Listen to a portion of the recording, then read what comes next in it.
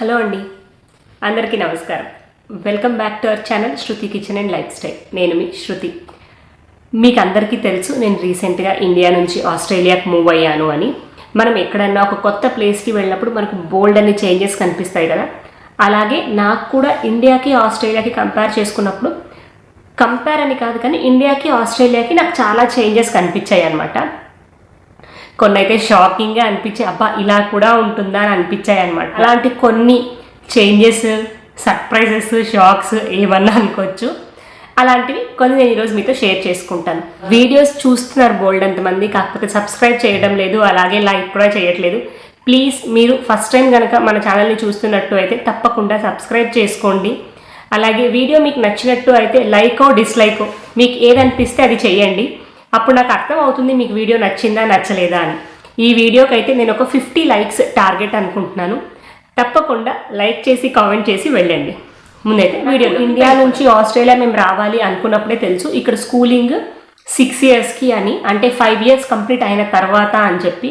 అదే మనకి ఇండియాలో అయితే 3 ఇయర్స్కే స్కూలింగ్ స్టార్ట్ చేసేస్తారు కదా, ఇక్కడ అట్లా కాదు. ఒకవేళ వీళ్ళు అకాడమిక్ ఇయర్ టైంకి మన పిల్లలు ఫర్ ఎగ్జాంపుల్ 4 ఇయర్స్ 10 మంత్స్ అలా వీళ్ళు కన్సిడర్ చేయరు అనమాట.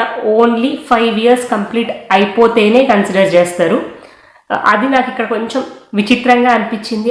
ఇక్కడ స్కూలింగ్ ప్రాసెస్ కానీ అడ్మిషన్ ప్రాసెస్ కానీ అన్నీ ఆన్లైనే జరుగుతాయి. అది కిండర్కైనా స్కూల్కైనా దేనికైనా సరే అన్నీ ఆన్లైన్లోనే జరుగుతాయి అన్నమాట. మనకెట్లా మున్సిపాలిటీస్ ఉంటాయి కదా, అట్లనే ఇక్కడ ఏరియాకి కౌన్సిల్స్ ఉంటాయి. మనం ఆ కౌన్సిల్ ఆన్లైన్ వెబ్సైట్లోకి వెళ్ళి అప్లై చేసుకోవాలి. 3 కిలోమీటర్స్ 5 కిలోమీటర్స్ రేడియస్లో ఉన్న స్కూల్స్కి కిడ్డర్స్కి మాత్రమే మనం అప్లై చేయాలి. అంతకంటే అవే ఉన్న వాటికి మనం అప్లై చేయడానికి ఎలిజిబుల్ కాదనమాట. సో ఇల్లు చూసి స్కూల్ కాదు, స్కూల్ చూసి మనం ఇల్లు వెతుక్కోవాలి. బాగుంది కదా వెరైటీగా. స్కూల్ వైజ్ అంటే కొంచెం ముందే రీసెర్చ్ చేసుకొని ఆస్ట్రేలియాకి వచ్చాం కాబట్టి అంత షాకింగ్ అనిపించలేదు. ఇంకా దీనికంటే బోల్డ్ అని విషయాలు షాకింగ్వి ఉన్నాయి, చెప్తారా వినండి. మనం ఏదైనా కూడా ఆన్లైన్ పర్చేస్ చేయొచ్చు అనమాట. మీరు అనుకోవచ్చు ఇండియాలో కూడా మనకు అమెజాన్ ఉంటుంది కదా, ఏదైనా ఉంటుంది కదా అని అనుకోవచ్చు. అట్లా కాదండి, ప్రతి ఒక్కటి ఆన్లైన్ మనం ఇక్కడ పర్చేస్ చేయొచ్చు. ఆన్లైన్ బుకింగ్ చేసుకోవచ్చు. అది చిన్న ఐటెం నుంచి పెద్ద ఐటెం వరకు అవ్వచ్చు, డ్రైవింగ్ లైసెన్స్ నుంచి బ్యాంక్ అకౌంట్ అవ్వచ్చు. ఇలా ప్రతి ఒక్కటి మనం ఇక్కడ ఆన్లైన్లో చేసుకోవచ్చు, కొనుక్కోవచ్చు రెండు. ఇంకా నెక్స్ట్ పాయింట్ కూడా దీనికి కంటిన్యూవేషనే. ఇక్కడ షాపింగ్ చాలా విచిత్రంగా అనిపిస్తుంది నాకు. ఎందుకంటే మన దగ్గర షాపింగ్కి మనం ఒక సూపర్ మార్కెట్కో ఏదొక షాప్కి వెళ్ళామనుకోండి, బ్యాగ్స్ అన్ని పెట్టేసి లోపలికి రమ్మని చెప్తారు. ఇక్కడ అట్లా ఏముండదు. మనం హ్యాపీగా మన ట్రాలీ తీసుకొని వెళ్ళొచ్చు అనమాట. తర్వాత మనం ఏదైనా వస్తువు కొన్న తర్వాత ఆ బిల్ మన దగ్గర ఉందనుకోండి, మనం 30 days 60 days depending on the product మనం ఎక్స్చేంజ్ చేసుకోవచ్చు. ఒక్క క్వశ్చన్ కూడా అడగరండి వీళ్ళు, ఎందుకు ఎక్స్చేంజ్ చేస్తున్నారు ఏంటి అని. కొంతమంది ఫీడ్బ్యాక్ షేర్ చేయమంటారు కానీ అస్సలు అబ్జెక్ట్ చేయరు మన దగ్గర నుంచి ప్రోడక్ట్ తీసుకోవటానికి. హ్యాపీగా తీసుకొని మనకు క్యాష్ కావాలంటే క్యాష్ ఇస్తారు, లేకపోతే కొత్త ఐటెం కావాలంటే కొత్త ఐటెం ఇస్తారనమాట. నాకు అది ఇక్కడ చాలా బాగా అనిపించింది. ఇది పర్సనలీ 2-3 సార్లు ఎక్స్పీరియన్స్ చేశానండి ఇక్కడ. ఈ ఎక్స్చేంజ్ పాలసీ పెద్ద సూపర్ మార్కెట్స్కే కాదండి, చిన్న షాప్స్లో కూడా ఉంటారు. కొన్ని సార్లు అయితే వితౌట్ బిల్ కూడా యాక్సెప్ట్ చేసుకుంటారనమాట. జస్ట్ మీరు ఏ డేట్ రోజు షాప్కి వచ్చారు, ఏ టైమింగ్కి అన్నది మనం చెప్తే చాలు, వాళ్ళు ఆ బ్యాగ్ చెక్ చేసుకొని మనం ఏదైనా ఎక్స్చేంజ్ చేసుకోవాలి, ఏదైనా రిటర్న్ చేయాలి అంటే చేసుకుంటారు. ఇది కొంచెం అవాక్కయ్యే విషయమే కదా. ఒక సర్ప్రైజింగ్ విషయం ఏంటంటే ఇక్కడ రెంటల్ ప్రాసెస్ కూడా చాలా వెరైటీగా ఉంటుంది. అంటే మన దగ్గర జనరలీ టూలెట్ బోర్డ్స్ పెడతారు, మనం వెళ్ళి పర్సనల్గా అడిగి, లేకపోతే మన వాళ్ళు ఎవరన్నా మా వాళ్ళ పక్కిల్లు ఖాళీ అయిందనో ఎదురిల్లు ఖాళీ అయిందనో చెప్తే వెళ్ళి ఇల్లు చూసుకొని రెంట్ తీసుకుంటాం కదా. రెంటల్ అగ్రిమెంట్ ప్రాసెస్ ఉంటుంది ఇండియాలో కూడా. కానీ ఇక్కడ ఏంటంటే ఎక్కడ మనకి టూలెట్ బోర్డ్స్ కనిపించవు అనమాట. అక్కడక్కడ ఎక్కడన్నా లీజ్ బోర్డ్స్ కనిపిస్తాయి కానీ రెంటల్ బోర్డ్స్ ఎక్కడ కనిపించవు మనకి. మనకెట్లా ఇండియాలో రియల్ ఎస్టేట్ వాళ్ళు ఉంటారో ల్యాండ్స్ అమ్మడానికి, అట్లా ఇక్కడ ఇల్లు రెంట్కి ఇవ్వడానికి కూడా రియల్ ఎస్టేట్ వాళ్ళు ఉంటారనమాట. మనం ఆన్లైన్లో రియల్ ఎస్టేట్ వాళ్ళకి అప్లై చేయాలి, మనకు ఈ ఏరియాలో ఇల్లు కావాలి ఇట్లా అని.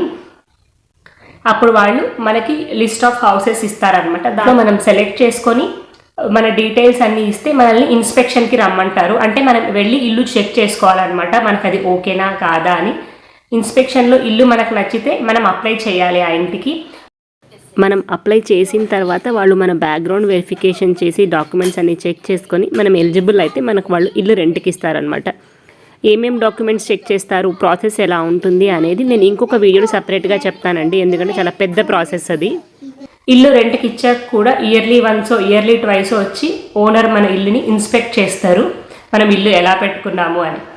ఇది నిజంగా షాకే కదా, నాకైతే నిజంగా షాక్ అండి ఈ విషయం విన్నప్పుడు. ఆస్ట్రేలియాలో శాలరీస్ కూడా కొంచెం వెరైటీగానే ఉంటాయి.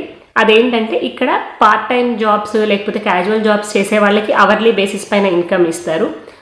అట్లాగే కాకుండా ప్రొఫెషనల్ జాబ్స్ అంటే మీరు ఐటీ జాబ్ కానీ వేరే ఇంకేదైనా ప్రొఫెషనల్ కెరియర్లో ఉన్నా కూడా మన శాలరీ 15 డేస్కి వన్స్ లేకపోతే వీక్లీ వన్స్ ఇస్తారనమాట. మనలాగా ఫస్ట్కి మనకు శాలరీ రాదు. అంటే ఇండియాలో మనకి ఏమవుతుంది, ఎవ్రీ మంత్ ఫస్ట్కి లేకపోతే 31స్ట్కి అంటే ముందు రోజు మనకు శాలరీ వస్తుంది. కానీ ఇక్కడ అట్లా కాదనమాట. వీక్లీ ఒకసారి కానీ లేకపోతే 2 వీక్స్కి ఒకసారి కానీ శాలరీ పే చేస్తారనమాట. కొన్ని కంపెనీస్ అయితే 15 డేస్ శాలరీ ఇంకా 15 డేస్ అడ్వాన్స్ ఇస్తారనమాట. అంటే ఫర్ ఎగ్జాంపుల్ జనవరి 15కి శాలరీ వచ్చింది అనుకోండి, ఫస్ట్ నుంచి 15th వరకు పని చేసిన దానికి 15th నుంచి 31st వరకు పని చేయబోయే దానికి కలిపి 15th రోజు శాలరీ ఇస్తారు. అలా ఉంటుంది ఇక్కడ శాలరీ ప్రాసెస్. ఇక్కడ రెంటల్ పేమెంట్స్ కూడా అలాగే ఉంటాయి అన్నమాట. వీక్లీ రెంట్ పే చేయాలి. మంత్కి ఒక్కసారి కాదు, వీక్ ఒకసారి మనం ఇక్కడ రెంట్ పే చేయాల్సి ఉంటుంది. ఇక్కడ ఇల్లు రెంట్కి వెతికేటప్పుడు నాకు అదే అనిపించింది. ప్రతి చోట మనం ఎక్కడ వెతికినా వీక్లీ రెంట్ $250, వీక్లీ రెంట్ $100 ఇలానే ఉంటుంది అనమాట. మన దగ్గర ప్రతి ఒక్క ఐటెం పైన ఎంఆర్పి ఉంటుంది కదా, ఇక్కడ ఏ ప్రోడక్ట్స్ పైన ఎంఆర్పి ఉండదన్నమాట. జస్ట్ ఆ స్టోర్ వాళ్ళే దానికి ఒక ప్రైస్ డిసైడ్ చేసి పెడతారు, అదే వాళ్ళు అప్ అండ్ డౌన్ చేస్తూ ఉంటారనమాట. నాకు అది వెరైటీగా అనిపించింది. నేను ప్రతిసారి ప్రోడక్ట్ తీసుకున్నప్పుడు ఒక గంట సేపు వెతికేదాన్ని అనమాట ఎంఆర్పి ఎక్కడుంది అని. నాకు ఎక్కడ అసలు ఎంఆర్పి కనిపించేది కాదు. కొన్ని రోజులకు నాకు అర్థమైంది అసలు ఎంఆర్పి అనే కాన్సెప్టే వీళ్ళ దగ్గర లేదు అని చెప్పేసి. ఈవెన్ మన ఇండియన్ ఐటమ్స్ కూడా అంటే ఇండియా నుంచి ఎక్స్పోర్ట్ అయ్యి ఆస్ట్రేలియాకి వచ్చి ఉంటాయి కదా, ఆ ఐటమ్స్ పైన కూడా ఎంఆర్పి కొన్నిటిపైన ఉంటుంది, కొన్నిటిపైన ఉండదు. నాకు అది అసలు ఎంత విచిత్రంగా అనిపించిందంటే అదేంటి ఎంఆర్పి లేకుండా అమ్ముతారా అని అనిపించింది అనమాట. ఇంకా ఇక్కడ వర్క్ లైఫ్కి ఎంత ఇంపార్టెన్స్ ఇస్తారో పర్సనల్ లైఫ్కి కూడా అంతే ఇంపార్టెన్స్ ఇస్తారనమాట. వీళ్ళ డే చాలా ఎర్లీగా స్టార్ట్ అయిపోతుంది. 7-7:30కి అంతా ఆల్మోస్ట్ అన్ని షాప్స్ ఓపెన్ అయిపోతాయి. ఇక్కడ మ్యాక్సిమం 8 o'clock అన్ని షాప్స్ ఓపెన్ అయిపోతాయి. ఎంత ఎర్లీగా ఓపెన్ చేస్తారో అట్లనే ఎర్లీగా డే ఎండ్ చేస్తారు. ఈవినింగ్ 5-5:30కి అంతా షాప్స్ క్లోజ్ చేసేస్తారనమాట. ఏవో పెద్ద సూపర్ మార్కెట్స్ కొని తప్ప మిగతావన్నీ క్లోజ్ అయిపోతాయి అనమాట. ఎందుకంటే వాళ్ళ ఫ్యామిలీ టైం అనమాట అది. ఇంకా అందుకోసమని మన దగ్గర అయితే రాత్రి 8-10 వరకు షాపులు తెరిచుంటాయి కదా, ఇక్కడ సాయంత్రం 6ంటికి వెళ్తే కూడా ఒక 70% షాప్స్ క్లోజ్ అయిపోయి ఉంటాయి అన్నమాట. ఇక్కడ బేబీని మనం హాస్పిటల్ నుంచి తీసుకొస్తాం కదా, అంటే న్యూ బోర్న్ బేబీని, అప్పటి నుంచి కూడా 8 years వరకు పిల్లల్ని కార్ సీట్స్లో కాకుండా పిల్లలకి ఇంకొకటి చిల్డ్రన్స్ సీట్ లేకపోతే చైల్డ్ కార్ సీట్ అని దొరుకుతుంది అనమాట. అది పెట్టి కూర్చోపెట్టాలన్నమాట పిల్లల్ని. మనం అసలు కార్ సీట్లో కూర్చోపెట్టుకోవడము, మన మీద కూర్చోపెట్టుకోవడము అనేది ఇక్కడ వర్కౌట్ అవ్వదు.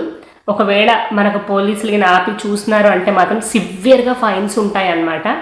సో ఇక్కడ కార్ సీట్ కంపల్సరీ పిల్లలకి. అది నాకు అసలు విచిత్రం అనిపించింది.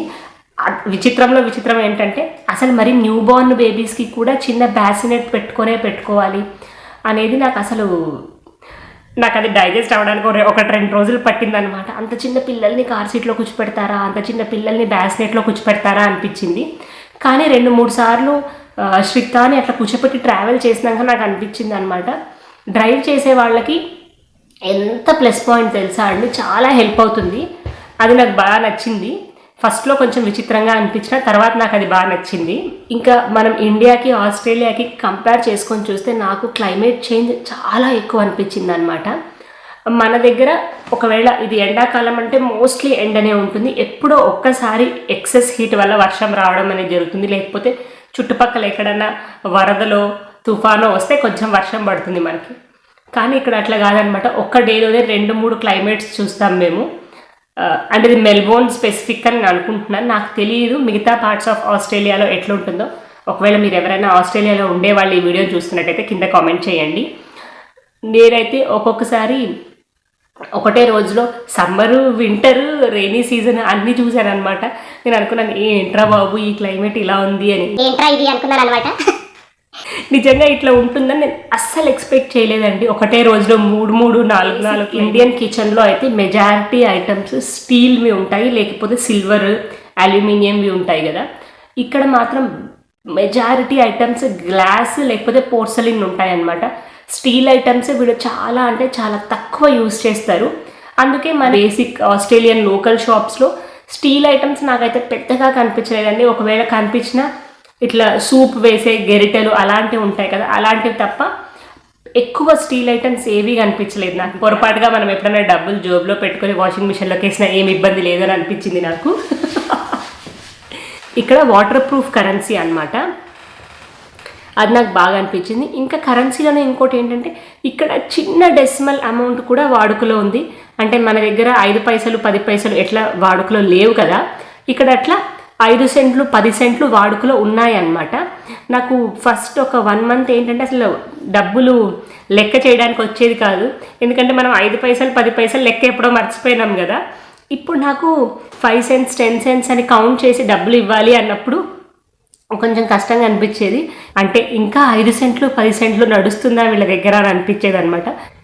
మన దగ్గర ఇండియాలో ఎలక్ట్రిక్ గూడ్స్ కనుక్కోండి, అంటే ఏసీ, ఫ్రిడ్జ్, టీవీ, వీటికి రేటింగ్స్ ఇస్తాం కదా. అంటే 3 star rating, 5 star rating, 5 star power rating, ఇట్లా ఫుడ్ పైన కూడా అలా రేటింగ్ ఉంటుంది. అంటే ఈ ఫుడ్ ఐటమ్కి 1.5 స్టార్స్, ఈ ఫుడ్ ఐటమ్కి 4 స్టార్స్, ఈ ఫుడ్ ఐటమ్కి 5 స్టార్స్ అని. 5 స్టార్స్ ఉంటే హైయెస్ట్ హెల్త్ రేటింగ్ ఉన్నట్టు అనమాట. ఇది ప్యూర్లీ హెల్త్ బెనిఫిట్స్ కన్సిడర్ చేసుకొని ఉంటుంది. 2 స్టార్స్ 3 స్టార్స్ ఉంటే ఇది మోడరేట్గా హెల్దీ ఐటమ్ అని అట్లా ఉంటాయి అన్నమాట ఇక్కడ స్టార్స్. నేను ఈ ఫుడ్ రేటింగ్ సిస్టమ్ ఎక్కడా వినలేదు. ఫస్ట్ టైం నేను ఆస్ట్రేలియాకి వచ్చినప్పుడే చూసి భలే షాక్ అయ్యాను అనమాట. అంటే ఫస్ట్ టైం ఏదైనా ఐటమ్ మనం ట్రై చేయాలి అనుకున్నప్పుడు అట్లా స్టార్స్ చూసి మనం కన్సిడర్ చేయొచ్చేమో అని అనిపించింది నాకు. మనకి ఇండియాలో హార్డ్లీ రోజుకి 1-2 కనిపిస్తారు ఫారినర్స్ అంతే. కానీ ఇక్కడ ఏంటంటే మనం ఎక్కడికైనా వెళ్ళామంటే ఒక 5-6 కంట్రీస్ నుంచి వచ్చిన వాళ్ళు కనిపిస్తారనమాట ఇక్కడ. సో దాన్ని బట్టి నాకు అర్థమైంది, చాలామంది ఇమిగ్రెంట్స్ ఇక్కడ ఎక్కువగా ఉంటారు అన్న విషయం నాకు అనిపించింది. స్పెషల్గా మాట్లాడుకోవాల్సింది ఏంటంటే ఇక్కడ ట్రాఫిక్ రూల్స్ అనమాట. ఇక్కడ ట్రాఫిక్ రూల్స్ చాలా స్ట్రిక్ట్గా ఉంటాయి, అలాగే స్ట్రిక్ట్గా ఫాలో అవుతారు కూడా. ఎందుకంటే అందరూ రూల్స్ ఫాలో అవుతారు కాబట్టి కొంచెం ఈజీగానే రోడ్ క్రాస్ చేయొచ్చు, అసలు ఏమి ఇబ్బంది అనిపించదు అనమాట. నేను శ్రీతాన్ని పట్టుకొని రోడ్లోకి వెళ్తే కూడా నాకు పెద్దగా కష్టంగా అనిపించదు రోడ్ క్రాస్ చేయడానికి, లేకపోతే ఎక్కడన్నా ఆగడానికి. ఇక్కడ వెహికల్ స్పీడ్ని బట్టి జనాలు బోరండి, జనాల్ని బట్టి వెహికల్ స్పీడ్ ఉంటుంది. అంటే క్రాసింగ్లో ఒక 10 మంది క్రాస్ చేస్తున్నారు అనుకోండి, ఆ 10 మంది క్రాస్ చేసి అటుపక్క రోడ్కి రీచ్ అయ్యే వరకు వీళ్ళు స్టాప్ చేసే ఉంచాలన్నమాట. ఈవెన్ కార్ స్టార్ట్ చేయడానికి కూడా ఉండదు, అట్లుంటుంది అనమాట ఇక్కడ రూల్స్. ఫస్ట్ నడిచే వాళ్ళకి ప్రయారిటీ ఇస్తారనమాట వెహికల్స్ కంటే కూడా. నాకు ఆస్ట్రేలియాలో ఇంకొక విషయం బాగా నచ్చిందండి. అదేంటంటే ఇక్కడ బోల్డ్ అని పార్క్స్ ఉంటాయి అన్నమాట. అంటే ఏరియాకి పెద్ద పెద్ద పార్క్స్ ఉంటాయి. పార్క్ అంటే ఏదో ఒక చిన్న కాంపౌండ్ కట్టేసి ఒక 4 ఉయ్యాలు అలా కాదనమాట, పెద్ద పెద్ద పార్క్స్ ఉంటాయి. అండ్ అవన్నీ ఫ్రీ ఆఫ్ కాస్ట్ ఉంటాయి. సో మన పిల్లల్ని రోజు తీసుకెళ్ళడానికి ఆడిపించడానికి చాలా బాగుంటుంది అనమాట. మెయింటెనెన్స్ కూడా చాలా బాగుంటాయి. నాకు అది ఇక్కడ బాగా నచ్చింది పార్క్స్లో. ఇంకా లైబ్రరీస్ కూడా అట్లే ఏరియాకి ఒక్కొక్క లైబ్రరీ ఉంటుందన్నమాట. బోలెడన్ని బుక్స్, బోలెడన్ని కిడ్స్ ఆడుకోవడానికి బోలెడన్ని ఐటమ్స్ ఇట్లా అన్నీ పెడతారు. నేను లైబ్రరీ ఎలా ఉంటుంది అనేది ఇంకొక వీడియోలో చూపిస్తాను నేను మీకు. పిల్లలు కూడా బాగా ఎంజాయ్ చేస్తారనమాట. లైబ్రరీకి వెళ్ళినా పార్క్కి వెళ్ళినా వాళ్ళకి కావాల్సినవన్నీ ఉంటాయి కదా. సో ప్రశాంతంగా వాళ్ళకి కావాల్సింది ఏది కావాలో పిక్ చేసుకొని ఆడుకుంటారనమాట. అది నాకు ఇక్కడ చాలా బాగా అనిపించింది. అంటే Australia developed country, India developing country అని మనం చాలాసార్లు వినుంటాం మాట్లాడుకొని ఉంటాము. కానీ నాకు ఏమనిపించింది తెలుసా, ఇండియానే చాలా డెవలప్డ్ కంట్రీ కొన్ని విషయాల్లో అనిపించింది అనమాట. అదేంటంటే ఇక్కడ అసలు డిజిటల్ పేమెంట్ అనేది ఉండదండి, చాలా తక్కువ. మనం ఇప్పుడు గూగుల్ పే అని, ఫోన్పే అని, XYZ బోర్డ్ అని యూజ్ చేస్తాం కదా పే చేయడానికి ఆప్షన్స్. ఇక్కడ అట్లాంటివి ఏమీ ఉండవు. మీరు పెద్ద స్టోర్కి వెళ్తే కూడా ఒకటి కార్డ్ పేమెంట్ లేకపోతే క్యాష్ పేమెంట్, 2 ఆప్షన్స్ ఉంటాయి అన్నమాట ఇక్కడ. అసలు స్కాన్ చేసి పే చేయడం అనే ఆప్షనే ఇక్కడ లేదు. నాకు అది అసలు ఫస్ట్ టైం చూసినప్పుడు నేను ఎంత సర్ప్రైజ్ అయిపోయినానో. అదేంటది అసలు మన దగ్గరే మేలు కదా, చిన్న చిన్న ఊర్లలో కూడా గూగుల్ పేలు పెట్టుకొని ఉంటారు, చిన్న చిన్న డబ్బంగట్లో కూడా గూగుల్ పేలు పెట్టుకొని ఉంటారు. వీళ్ళ దగ్గర అట్లాంటి పేమెంట్ ఫెసిలిటీ లేదా అని అనిపించింది అనమాట నాకు. తర్వాత ఇక్కడ మెజారిటీ పీపుల్ వాట్సాప్ యూస్ చెయ్యరండి. వాట్సాప్ అనే కాదు, అట్లాంటి యాప్స్ ఏమి పెద్దగా వీళ్ళకి తెలీదు. షేర్ చేయాలి అన్నప్పుడు వాట్సాప్ నెంబర్ అడిగితే వాళ్ళు మేము వాట్సాప్ మాకు తెలీదు అని చెప్పారనమాట. నాకు అది అసలు ఎంత షాక్ అనిపించింది. అదేంటి మన దగ్గర 50-60 ఇయర్స్ వచ్చిన పెద్దవాళ్ళు కూడా యూస్ చేస్తారు, ఇక్కడ టీనేజర్స్ కూడా యూస్ చేయరనమాట. వీళ్ళు చాలా వరకు ఫేస్బుక్ మెసెంజర్ యూస్ చేస్తారు, లేదు అంటే నార్మల్ ఫోన్లో మెసేజెస్ మనం ఎస్ఎంఎస్ పంపిస్తాం కదా, అలా ఎస్ఎంఎస్ పంపిస్తారనమాట. స్టిల్ ఇంకా వీళ్ళు మనకన్నా చాలా వెనుకబడి ఉన్నారు అనిపించింది నాకు. జస్ట్ జోకింగ్ అండి. నేను ఇక్కడకు డిసెంబర్ ఆ టైంలో వచ్చాను కదా, నేను న్యూ ఇయర్ అంటే చాలా ఆశ పెట్టుకున్నాను అనమాట.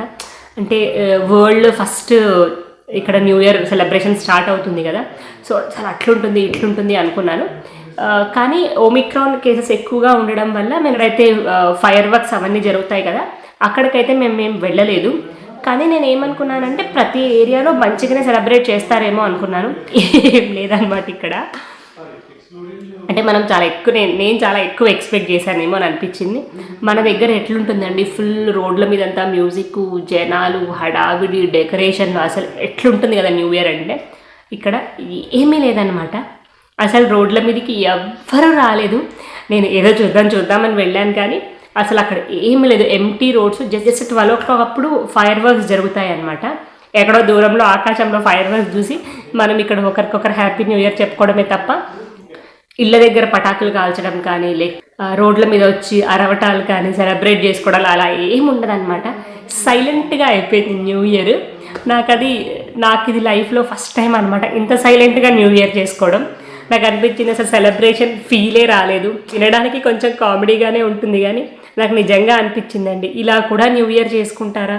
అదేదో రేసు గుర్రం మూవీలో ఉంటుంది చూడండి, లోపల నేను చాలా భయపడుతున్నాను అని, అట్లా వీళ్ళు లోపల సెలబ్రేట్ చేసుకుంటున్నారనమాట. బయటకు కాకుండా. మనకేమో చాలా ఎక్స్ప్రెసివ్గా సెలబ్రేట్ చేసుకోవడం అలవాటు. చాలా అంటే చాలా సర్ప్రైజింగ్గా కాదు, కానీ డిసప్పాయింటింగ్గా అప్పుడు ఎవరన్నా కనిపిస్తే చెప్పాలనిపించింది అనమాట, మీరు చాలా ఎదగాలి, ఈ యాంగిల్లో కాదు ఈ యాంగిల్లో అని చెప్పాలనిపించింది. అండి, ఇవి నాకు ఆస్ట్రేలియాలో కొన్ని సర్ప్రైజింగ్గా, షాకింగ్గా, విచిత్రంగా, అవాక్కయ్యగా చేసిన కొన్ని విషయాలు అనమాట. నేను పెద్దగా బయటికి ఎక్కడికి వెళ్ళలేదు, జస్ట్ నా పర్సనల్ ఎక్స్పీరియన్స్ నేను మీతో షేర్ చేసుకుంటున్నాను. ఇది ఎవరినో అనాలనో లేకపోతే ఏ కంట్రీనో తక్కువ చేయాలి ఎక్కువ చేయాలి అన్న ఉద్దేశం అస్సలు కాదు. జస్ట్ కొంచెం వింతగా అనిపించిన విషయాలు మీతో షేర్ చేసుకోవాలి అని అనుకున్నాను అంతే. మీకు ఈ వీడియో ఎలాగనిపించింది అన్నది మీరు కామెంట్ సెక్షన్లో చెప్పడం అస్సలు మర్చిపోకండి. ఒకవేళ మీరు ఏ కంట్రీకైనా వెళ్ళి మీకు కూడా ఇట్లా అవాక్కయ్యే విషయాలు ఏమన్నా అనిపించుంటే అదేంటి అన్నది కూడా మీరు కింద కామెంట్ సెక్షన్లో చెప్పండి. నేను చదవడానికి చాలా క్యూరియస్గా వెయిట్ చేస్తూ ఉంటాను. ఇంకొక వీడియోలో మళ్ళీ కలుసుకుందాం. అంతవరకు సెలవు, నమస్కారం. నేను మీ శృతి, ఆస్ట్రేలియా నుంచి. See you.